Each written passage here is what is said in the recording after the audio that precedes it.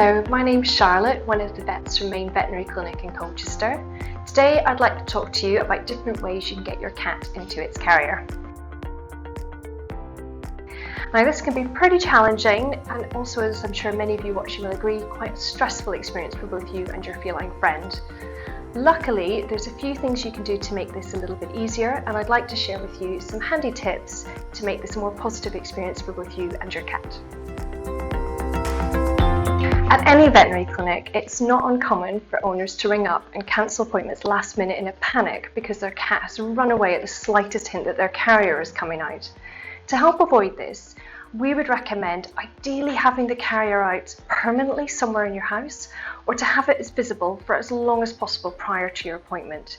This allows time for your cat to acclimatise to the carrier and perhaps even view it as a safe place and part of their territory.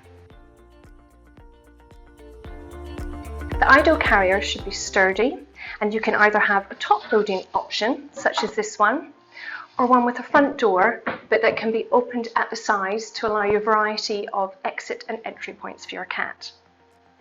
Prior to placing your cat in its carrier, line it with a familiar blanket or towel so it smells familiar, and if appropriate, you can add a few treats into the carrier as well. Now, approximately 20 minutes before you place your cat in its carrier, we'd recommend that you spray it using a feline facial pheromone spray. This mimics how cats mark their territory and can help to reduce stress and anxiety.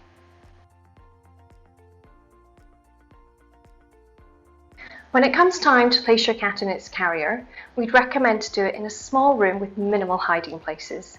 Don't forget to have your carrier open before you start. The last thing you want is to be struggling to open the door whilst trying to get your contortionist cat into it. Another tip, don't forget about the tail before you quickly slam the door down. This lovely boy is Pip, and he's going to help me demonstrate some handling techniques when it comes to placing your cat in its carrier. Now, I'm right-handed, so I'm going to use my right arm to hold and support Pip towards my body.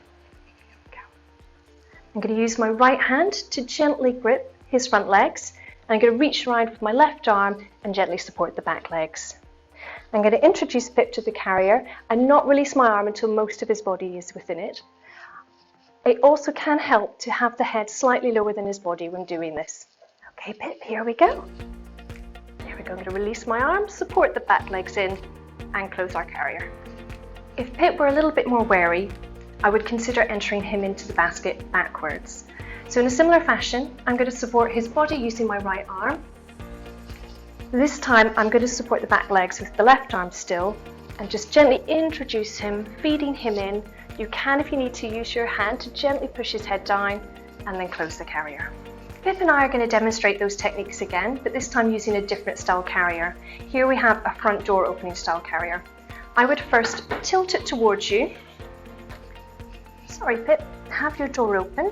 Boy. And again, supporting him with my right arm. I'm going to introduce him. I'm not letting go until most of his body is in. And if you need to, you can use your torso to help guide the back end of his body into the carrier before closing the door. My Pip's a really well-behaved cat, but let's imagine he's been really resistant to all our attempts so far to get him in the carrier. In this scenario, I'd recommend using a towel or a blanket to help you. You want to use the blanket to cover his entire body and gently but firmly grasp him around the shoulders, lift him up and place him in the carrier.